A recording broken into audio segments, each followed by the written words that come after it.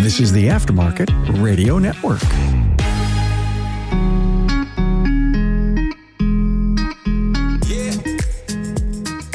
Welcome to Speak Up Effective Communication here on the Aftermarket Radio Network. I'm your host, Craig O'Neill, and I have a great guest with me today to discuss the topic of the importance of daily huddles. With me today is my friend Josh Parnell, CEO and founder of Limitless Leadership. I'm so happy to have you here today, Josh. I'm so happy to introduce you to our audience. Go ahead and tell us a little bit about yourself. Craig, thanks so much for having me. I'm honored to be here. So excited to talk about this particular topic with you. As you shared, I'm founder and CEO of Limitless Leadership, and Limitless Leadership is a coaching company in the automotive repair space, but we're a little different than others, and it's because we really focus on people first. And not to take anything away from the amazing coaching companies that are out there, because we are big believers and friends with many of them. What we do know is that we can bring a particular vein of coaching that is currently non-existent in the automotive repair space, which is leadership-focused coaching. And so we focus on leadership as well as performance coaching, as well as technician coaching. And so kind of your one-stop solution to coaching. And we primarily work with service managers and technicians. So we like to say that we're going to give the shop owner the gift of time, because we know how much time it takes to grow and develop people. And so glad to be here and excited to talk about daily huddles with you. Oh, that's great. Thank you, Josh. And let's take a moment and thank our sponsors who make everything possible on this podcast. Looking for something meaningful? The Institute's coaching helps you leave a legacy, empower your team, and contribute to your community. Discover more at wearetheinstitute.com/business-assessment. Your partner in technology, AutoFlow is able to enhance your client interactions before, during, and after the visit from a single thread. To see how AutoFlow makes it simple, visit autoflow.com. Are you tired of juggling multiple tools to manage your auto repair shop? Say goodbye to the chaos and hello to streamlined efficiency with AutoLeap, the #1 all-in-one auto repair shop management software. With AutoLeap, you can sell more, save precious time, and delight your customers with every interaction. Your trusted companion, ShopDog Marketing, is right by your side, attracting the best customers and building long-term growth. Call ShopDog Marketing today or visit shopdogmarketing.com. Unlock your communication insights with Inbound's AI-powered call analytics for auto repair shops. Learn more at callinbound.com. Okay, we're here with Josh Parnell from Limitless Leadership, and we are talking about the importance of daily huddles. Before we go into this a little bit further, Josh, I think it's important to mention that we met through our mutual association with Christian Brothers Automotive. AutoFlow is supporting the Mastering the Difference training conference that they put on. You as a trainer for Christian Brothers at an earlier point in your career. I had a great time hearing from you. I thought you did a great job. And I heard a lot more about your history at that point too, which goes back to the Air Force, correct? That's right. Yeah, 20 years ago. So my story really begins over 20 years ago. After high school, I had hopes and dreams and aspirations of going to Hollywood to become the next Steven Spielberg. Now, clearly that did not happen. But I had a very strong interest in filmmaking at the time, and I found out that the University of North Texas in Denton near Dallas had a great radio, TV, and film program. So I planned on going to UNT for 4 years, but after just a year and a half, UNT said, "Hey, Josh, thanks for playing, but your grades are terrible. You need to leave." And so, clearly I had a lot of growing up to do, wasn't ready for school. This was around the time that 9/11 happened, and it got me thinking about joining the military. And I found out that videography was a career field I can do in the Air Force. So I went to my nearest Air Force recruiter's office, introduced myself, and my recruiter said, "Hey, it's great that you want to do videography. Just so you know, it's not available right now, but when you get into basic training, it will be. All you got to do is sign the dotted line." And so I'm like, "Okay, let's do it. Sign me up, Everyone listening to this is already laughing at this point. Exactly. Hey, UNT dismissed me for a reason, not the sharpest tool in the shed, okay? So I joined the Air Force without a guaranteed job, and sure enough, I arrived at basic training and videography was still not available.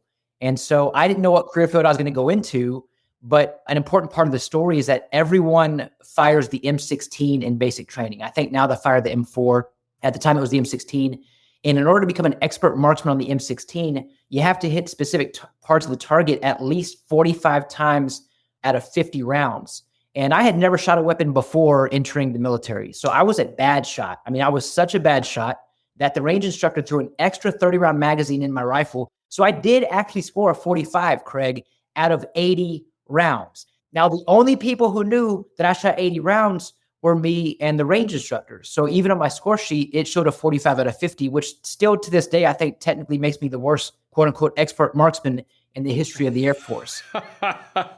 Oh, no. It's important that I share this piece because when they found out I was an expert marksman, they said, well, you're going to be a cop, which is military, it's security forces or military police in the Air Force. And so at that point, I'm thinking, that's not really what happened, but okay. Yeah, so I went and did a 4-year enlistment as a cop. I was stationed in beautiful Minot, North Dakota. That is backed by heavy sarcasm. Yes, a large Air Force base Minot, very near the Minuteman missile silos too. Yeah. That's right. So I'm from Texas. I currently live in Houston, but being a native Texan, going to a frigid temperature like Minot, North Dakota was a bit of a culture shock to say the least. And so that's not so bad. Well, that's an important segue to the topic of huddling. That's right. Very good. Yes. Speaking of huddling, so I huddled in Minot for 4 years. And after a 4-year enlistment, got out, finished my degree, and eventually found my way into the automotive repair space when a great friend of mine contacted me about a open position as a corporate trainer with Christian Brothers Automotive.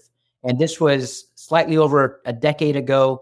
And I worked for Christian Brothers for almost 9 years, was there for nearly a decade, and grew so much through an incredible brand with incredible people. Truly. Great organization. You and I both know, Craig, we met at the ASTA Expo not too long ago, and we were both talking about how Mastering the Difference, that conference that you referenced, is always everyone's favorite event. No difference for me as well. It is an incredible event created by some incredible people. And so about a year and a half ago, I made a very difficult decision to enter this terrifying world of entrepreneurship. I willingly chose to leave a great job with great people, with benefits and security and safety, because I just felt like something was stirring in me that prompted me to do something different. And so absolutely loving what I'm doing now. I loved what I did at Christian Brothers as well, but now I'm able to serve the automotive repair space in a much larger fashion by speaking engagements, training, and coaching. And the bulk of our business, as I shared earlier, is one-on-one coaching. And what we see is that we're able to give that franchise owner or that automotive repair shop owner the gift of time. And we get to create two things so that we can provide two things. We're creating safety and trust so that we can provide clarity and direction. Because as you know, Craig, people don't care how much you know until they know how much you care. And we get to model this for our clients so that they can see exactly what it means to connect with their team. It's important that we talk about the importance of connection before content. And daily huddles is one way that we can achieve that goal. Yeah. When we were talking about this, I immediately started thinking about the happier times in my family business on those busy weeks where there was a big push to get a lot done. And there was a big need for the full team to be at their max effort. And the way we began those days was typically we would go to a little restaurant actually called The Gathering Place, and we would get a team breakfast at The Gathering Place. It was a good conversation, typically laughter and other things. And then we segued into, all right, here's what's got to happen. Who's doing what? This is happening then. And those sort of things. And my gosh, when you have the momentum starting into the actual opening hour of the day, everyone's ready to go. Everyone's on the same page, and truly enjoyable to see the results that come from that level of teamwork. You talked about momentum, and you also talked about the time of the day in which you have the daily huddles. And so in terms of frequency, I think it's, I call them daily huddles for a reason, because I say, let's do them daily. And in terms of the time, I think what you mentioned is very important, because some people will say, well, I'll have a daily huddle, but it might be after lunch, it might be after closing hours. Or reviewing what happened perhaps in the day. Which one do you aim for when you're recommending this then? Is it the earlier? I prefer the earlier. I like the concept of the preview and the review. In the mornings, you can do a preview of the day and a review of yesterday. But to your point, you're able to set the momentum and set the tone of the day in the daily huddle. I believe that when we can set the tone of the day and celebrate the wins from yesterday, what gets celebrated gets repeated. So how can we start the day and set the tone? The best way, in my opinion, is to do it in the morning. That makes sense. as long as everybody's there. That's right. And this is where expectations need to come into play, because I mentioned earlier, we get to create safety and trust so that we can provide clarity and direction. If you think about any job, Craig, that you've either left or lost, it's very likely that you didn't have both clarity and direction from that job. As leaders, it's our responsibility and, quite frankly, our obligation to provide clarity and direction through definitive expectations and the standards in which we operate. And so being able to provide expectations for your existing team members and your new hires, it's understood that we're going to have daily huddles at this time of every single day. So there's no surprises, there's no lack of clarity, there's no lack of direction if we are setting the tone, even in the early stages of employment. Yeah, and so that's really the objective. I think you summarized it very well, clarity and direction. This is not the only objective of the huddle. They may each have their own. What are you typically aiming at when huddles begun? I like to set the tone, as I shared. I like to be able to use the huddles as an opportunity to publicly praise. There is always something we can find that someone on our team is doing well. Use the daily huddles as a time to publicly praise them. We've likely all heard that the concept of publicly praise and privately admonish. We don't want to use the daily huddle to call someone out in a negative way. Use that time to correct. Correction is for your protection, not your rejection. Use that time through one-on-ones, or use that time, I like to call them toolbox talks. So being able to have some coaching moments, if you will, outside of the daily huddles. I think it's important that we recognize how communication gets improved through the daily huddles. Craig, I think it's important that every shop owner knows that poor communication is costing shops 18% of total salaries being paid out. Let that sink in. Okay, poor communication is costing shops 18% of the salary that is being paid out. That's right, total salaries per year. So let's just say that you have a shop and you're paying out $1 million in salaries over the annual basis. If studies are accurate, which this is from a very reliable report in 2002 based on communication, it's costing you almost $200,000 when communication is not effective. And we know that when there's a breakdown in communication, voids tend to get created and negativity tends to fill those voids. And this is why we see, regardless of the industry, we see that 70% of employees are disengaged at work. And they're disengaged because they don't feel seen, they don't feel heard, they don't feel valued. Now, conversely, 80% of people are fully engaged when they had at least one meaningful conversation per week. And that doesn't necessarily mean with their employer, although I'd highly recommend it be with their employer. Why not? Exactly, right? And actually, here's a question for you, because the question is why not? The answer for a lot of people is because it's time. Time is the why not.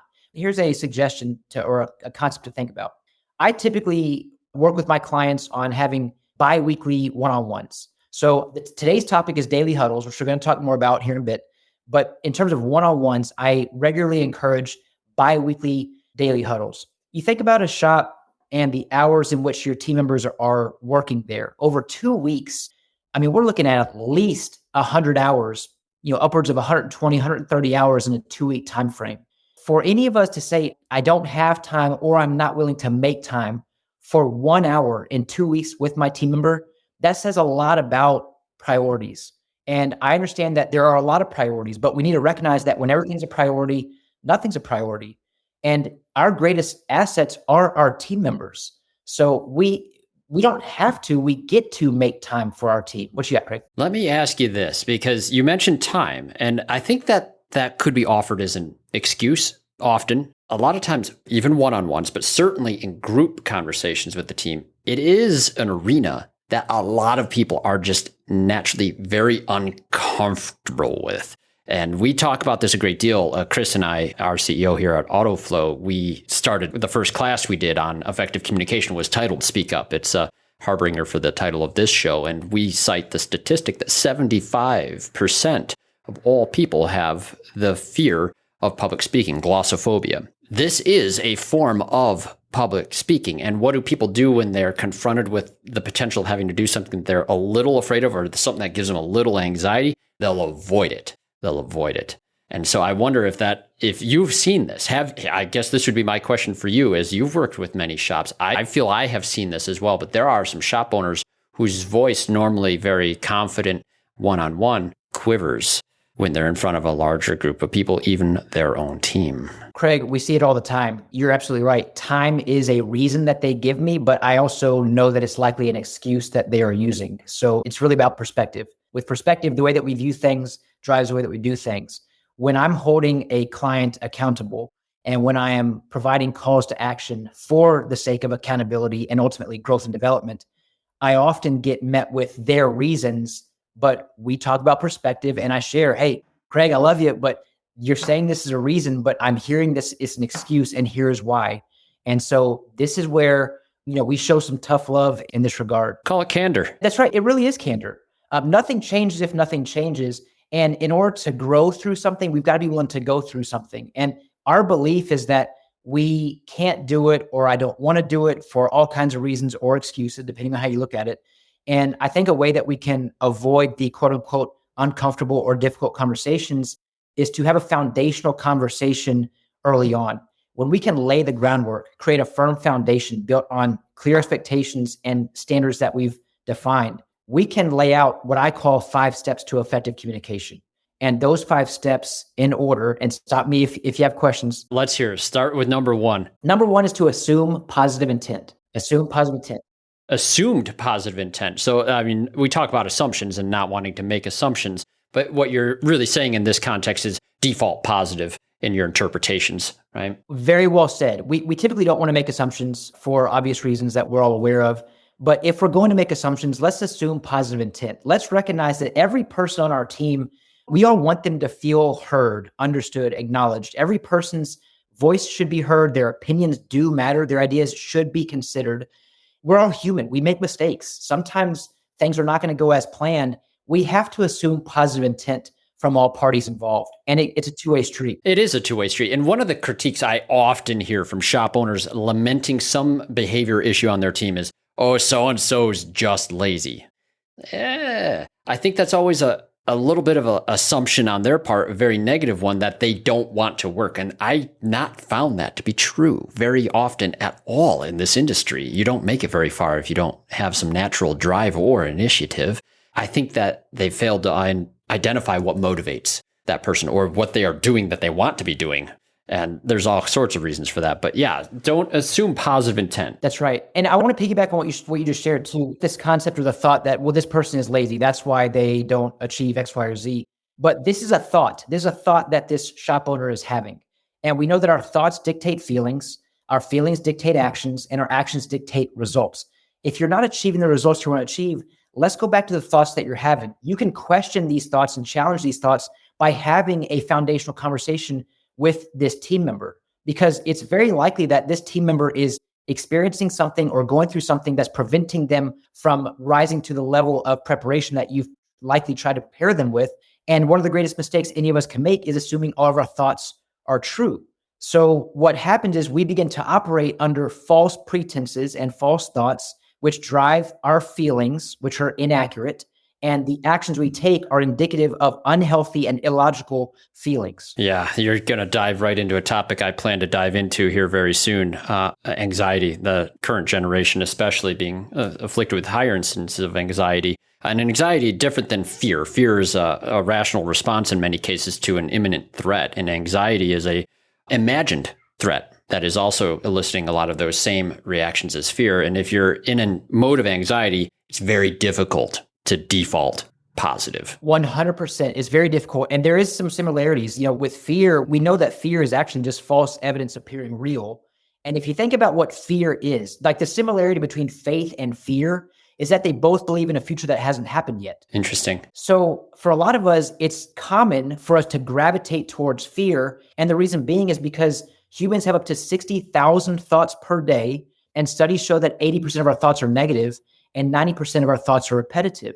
So we naturally gravitate towards the discomfort, the stress, the anxiety, the doubt, the concerns, the worry, and the fear. Naturally gravitate to it, unconsciously gravitate. Unconsciously. So we have to make sure that we are regularly getting comfortable being uncomfortable. Mm-hmm. I love that concept. Yep. Craig, like growth and comfort cannot coexist. And so what are we doing to ensure constant and continuous improvement and growth on a consistent basis? So the first step to effective communication, as we shared, was assume positive intent. The second is to seek first to understand, then be understood. This is the fifth habit from the book, 7 Habits of Highly Effective People, great book by Stephen Covey. Like, this is my favorite habit. I mean, I'm biased, but I was like, you know what? This is so good. I'm going to steal it and put it in my 5 steps to effective communication because it works. So many of us, we're so ready to talk and tell someone what they need to hear. And I'm emphasizing that word tell for a reason. When we're telling someone something, we're speaking to them. We're not necessarily speaking with them. So I like to share information rather than tell information. Imagine taking on each day with a team that cares about doing more. They're motivated, skilled, humble, and hungry. They're invested in your shop's success because that success helps them do more than just sell jobs and fix cars. At the Institute, we believe a thriving business is built on its people.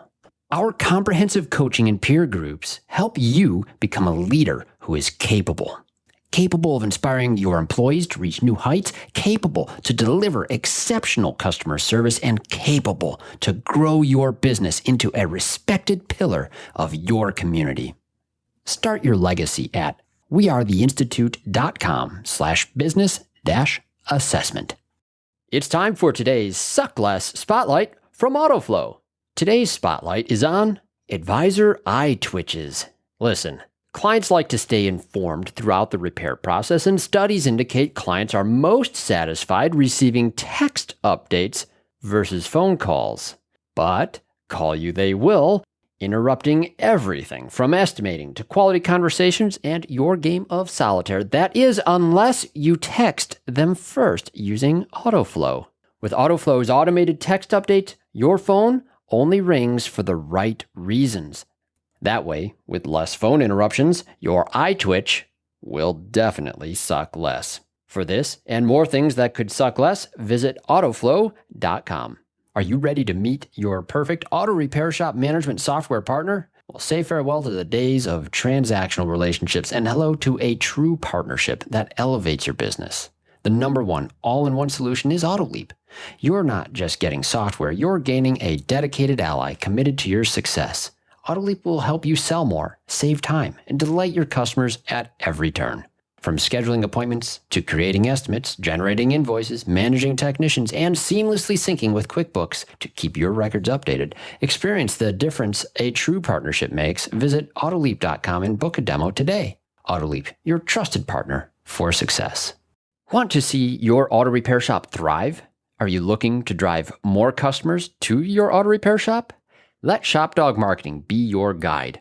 Our customer-first approach, combined with AI-driven creative content, ensures top rankings. Dominate mobile first and voice search with our specialized expertise. Reach out to ShopDog Marketing today and start growing your business. Don't miss out on this chance to boost your business. Visit shopdogmarketing.com. Inbound has exclusively served independent auto repair shops with expert communication solutions for years. Our robust VoIP platform ensures you stay connected while our industry-leading AI analytics take your business to the next level. We provide the tools you need to understand your customers and optimize every interaction. Choose Inbound for proven expertise and unmatched innovation. Visit callinbound.com and discover the difference we can make. Here at Speak Up Effective Communication, our show is titled this, but I like to remind the listeners to first listen up. We do have to listen. And when you think about it, when anyone hears the word communication, we all likely think about what's coming out of our mouth versus what's coming into our ears. And so when we can shift our focus and really shift our paradigm and recognize how important listening is, which I'm getting ahead of myself. That's actually the 4th step, which I'll get to here in a second. But listening is one of the most important pieces of communication. But think about when we're seeking first to understand, then to be understood. We're often waiting to talk. For a lot of us, there are multiple conversations happening for the one that's actually happening. Like, it's the one that I'm having, it's the one that you're having, it's the conversation that I think that we're having, the conversation you think we're having. And there's just one conversation. There should be just one conversation. And so this is a concept that needs to be brought up, and I plan to discuss it a little bit further in the future as well. You have 2 primary forms of communication. You have asynchronous and synchronous. Asynchronous, you could think even as early as letter writing in the early 18th century between two scientists, but synchronous communication is what we're doing now. A video call is synchronous. In-person communication is synchronous. Generally, it's one-to-one or one-to-many, but it's happening now. It's happening now, and the reactions are simultaneous.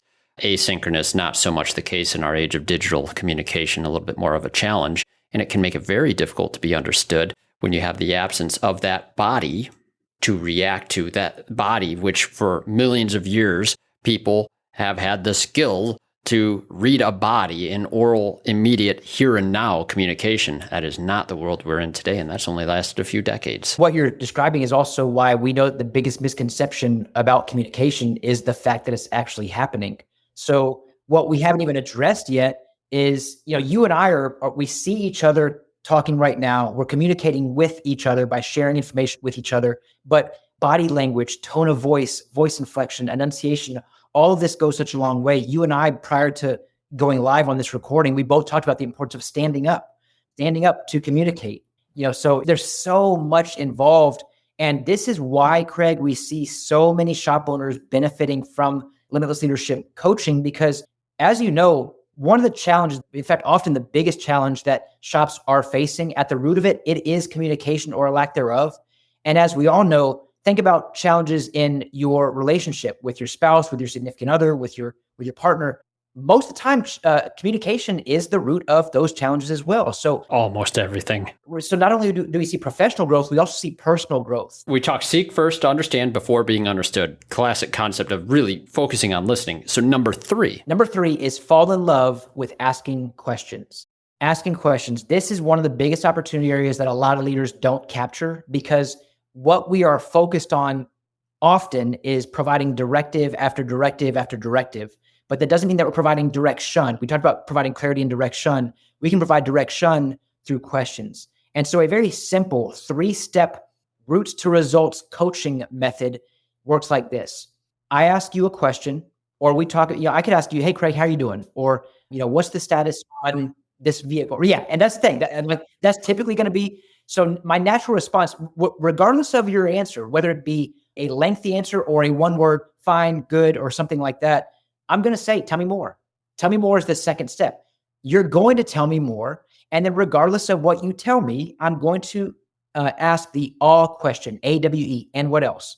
And what else? Great, Craig. And what else? Awe question. I've never heard that. I think that's great. That's from a great book by Michael Bungay Stanier called The Coaching Habit.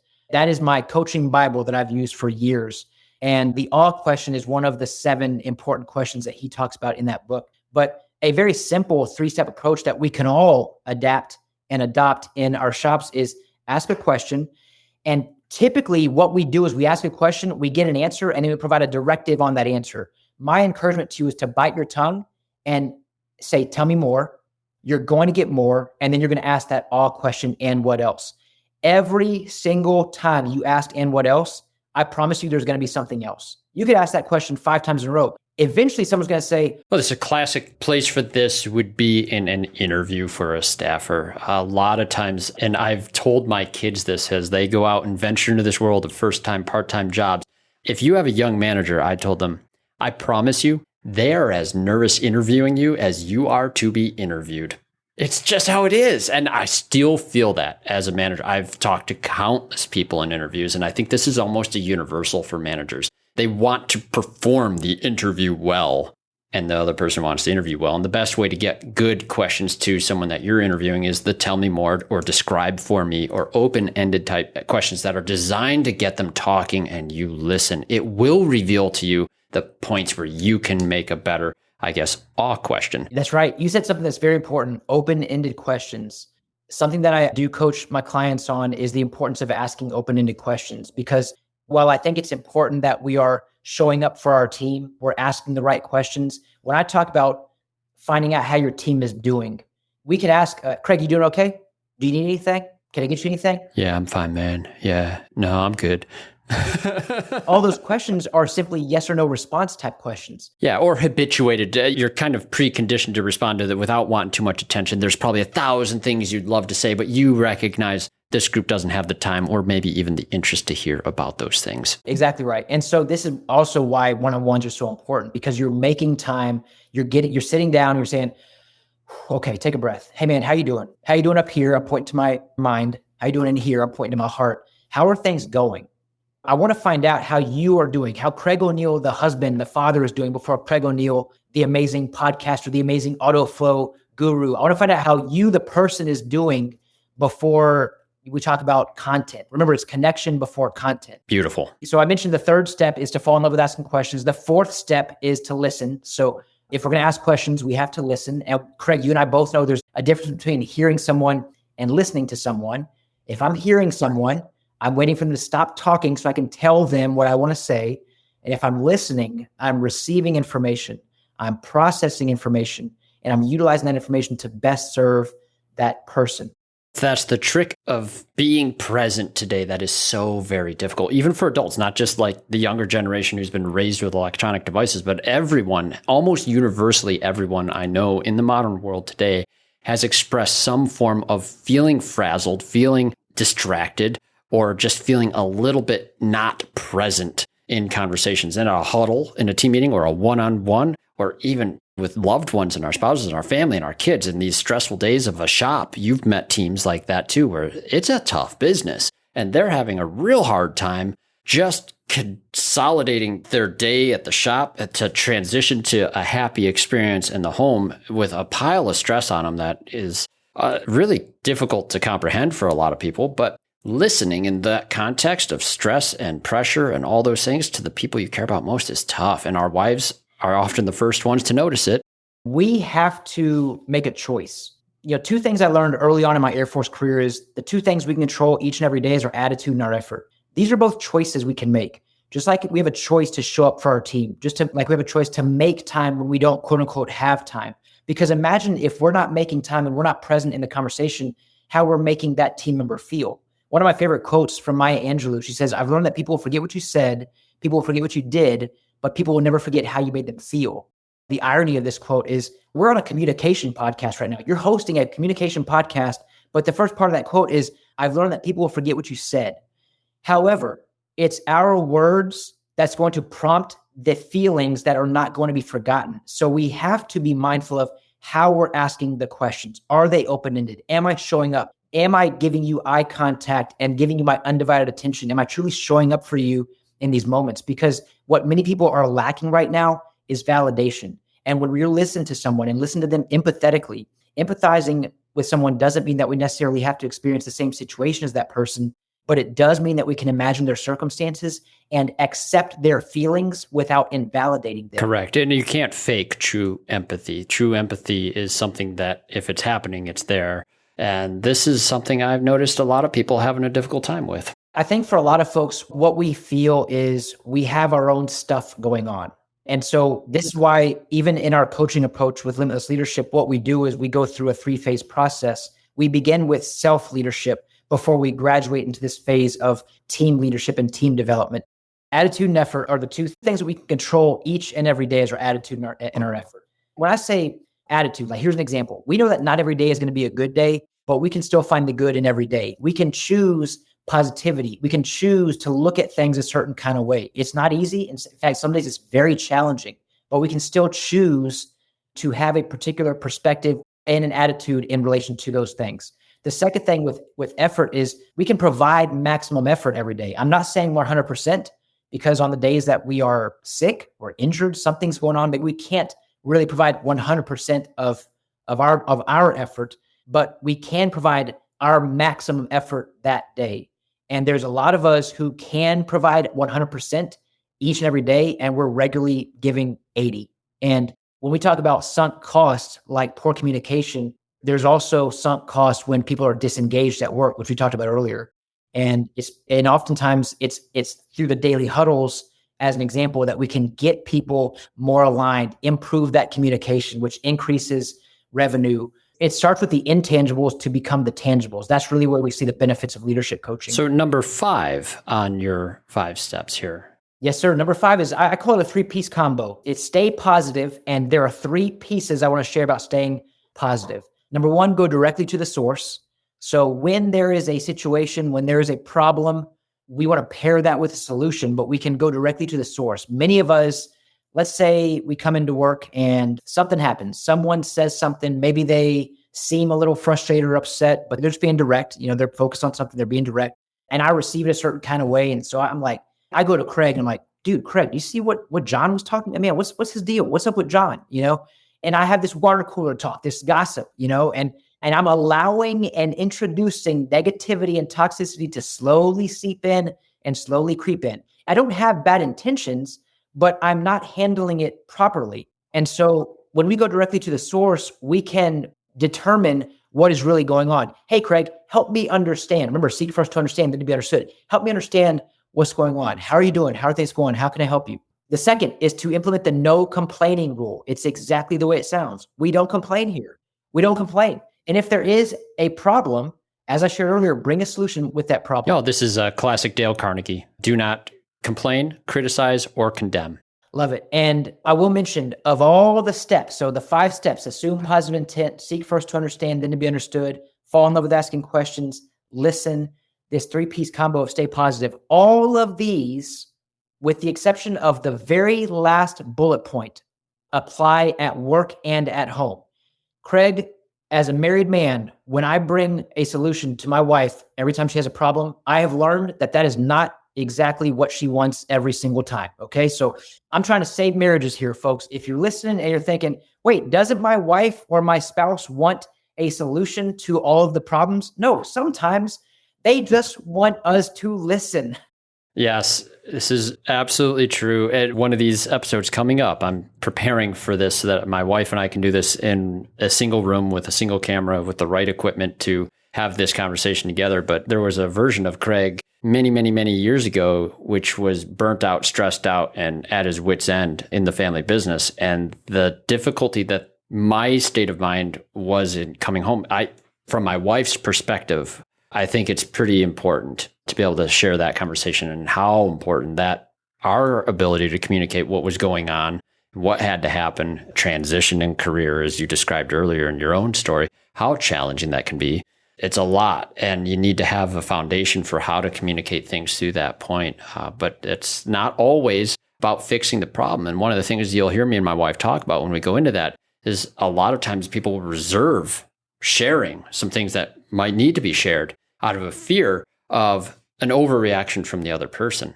That's right. It also ties into the shop because you said the key word, foundation. We have to have a foundation. That's why I mentioned earlier, foundational conversations. When people don't care how much you know until they know how much you care, when they recognize that concept, difficult conversations don't have to be difficult. They know it's coming from a good place, and it goes both ways. No, and with the team, back to the huddle concept, I think with these 5 points that you mentioned, I think these work out really well as a foundational piece for how we can conduct ourselves better in those huddles. And as you know, one of the things that we're all about here on this podcast is Toastmasters, and we invited you to our Toastmasters meeting. This is a space that I would encourage shop owners to also visit to practice their skills, not only to feel better about their communication skills and making sure that they're effective in their approach, but how to run a meeting. As you saw as a guest, I would assume you noticed there's lots of people with roles to try to keep that meeting moving on track, begin on time, end on time, and everybody has a job in the meeting. Well, something that I really appreciate about what I saw from your meeting that you hosted, Craig, is there are also other people who have responsibilities during that meeting. And as leaders, we can empower our team members through the daily huddles, because a lot of us say, well, I don't know what to talk about on my daily huddle, or I don't really have anything to say, or we just feel like I'm the one who has to lead the daily huddle. That's not always the case. Empower your team to lead daily huddles. Say, hey, you know what? He is going to lead it on Tuesday. She's going to lead it on Wednesday. I'll take Thursdays. Diversify the daily huddles and who's leading those teams. You're empowering them for the sake of growth and development. And in the daily huddle, something I do want to mention is other concepts, other things to implement is we talked about setting the tone by publicly praising, I think identifying wins, what gets celebrated gets repeated. So identify some wins from team members throughout the meeting. There's 2 different, what I call culture creations that I like to share with my clients. And this is a way that we can help improve culture. And one of them is called the word of the day trend. And a word of the day trend is where we just go around the huddle and say, all right, Craig, what's your word of the day? All right, Josh, what's your word of the day? All right, John, what's your word of the day? And all we're doing is we are collectively hearing each other and identifying where each other's mindset is. And you as a leader get to say, okay, my word of the day is communication. Let's say it's communicate. Let's say consistency, whatever it is. Say, hey, my word of the day is communication. I want to make sure that I'm being proactive with my communication today with my guests, with my team. I'm asking for accountability on communication. Oh, this is good. Yeah, you're getting the team members involved. It's no longer just a briefing where you're up there dishing out orders and it's you the briefer, them the briefed, and that's the way this conversation is going to go. This is a conversation now. It's a two-way street, and these people have been freed to begin to share something that they are working on. There's a great book. I don't know if you've read this or not. It's Turn the Ship Around. The author, David Marquette, the story of the USS Santa Fe submarine, nuclear class submarine, had the worst reenlistment rates in the Navy. This captain, he comes in, completely turns around with this leader model, and it's powerful. And I try to implement elements of this when I have an autoflow huddle with my team. Each week, we begin with our weekly kickoff. And for a remote team, this is an important piece of connection. And one of the things that I've noticed is better is when I'm not the guy doing all the talking. And they get to tell me what their objectives are and what they're planning to do for the week. I think David Marquette called it certify, don't brief, if I recall correctly in the book. And I'm going to have to pull this one up again. It might be a fun one to discuss with you. But it's much more powerful because they come to the huddle or the meeting prepared to contribute when they know they have a part. There's a great quote from Chris Voss. He wrote a book called Never Split the Difference. That's a great one. Yes. I was thinking about when you were talking about the questions. You got to find that black swan. It is a fantastic book. And towards the end of the book, there's a quote that stood out where he says, when the pressure is on, we don't rise to the occasion. We fall to our highest level of preparation. And when we are working with our team and empowering our team, to your point, they're coming prepared because they know that they're going to have a voice. They know their opinions matter. They know that their ideas will be considered. And so this is a way that we can drive that connection before the content. So one of the culture creations was word of the day. The other is what I call high-low buffalo.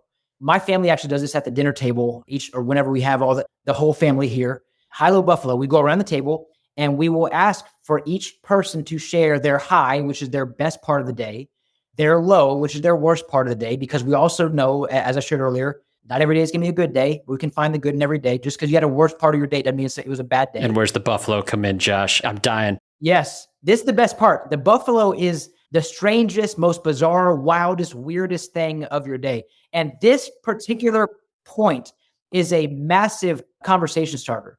And I promise you, if you implement the word of the day trend and or high-low buffalo, you're going to drive communication, drive alignment in culture. You're going to drive connection before content if you do these things. Oh, those are two great takeaways. The high-low buffalo, the good thing that happened in your day, the low thing that happened in your day, and this weird oddball thing. Yes, that's right. That's really funny. It's always fun. That sounds like a good one to get the teenagers coming home burnt out from school talking. We have 4 kids, Craig. So 13, 12, 11, and 8. Okay. You're a little bit younger than mine. Yeah, but it's a spread.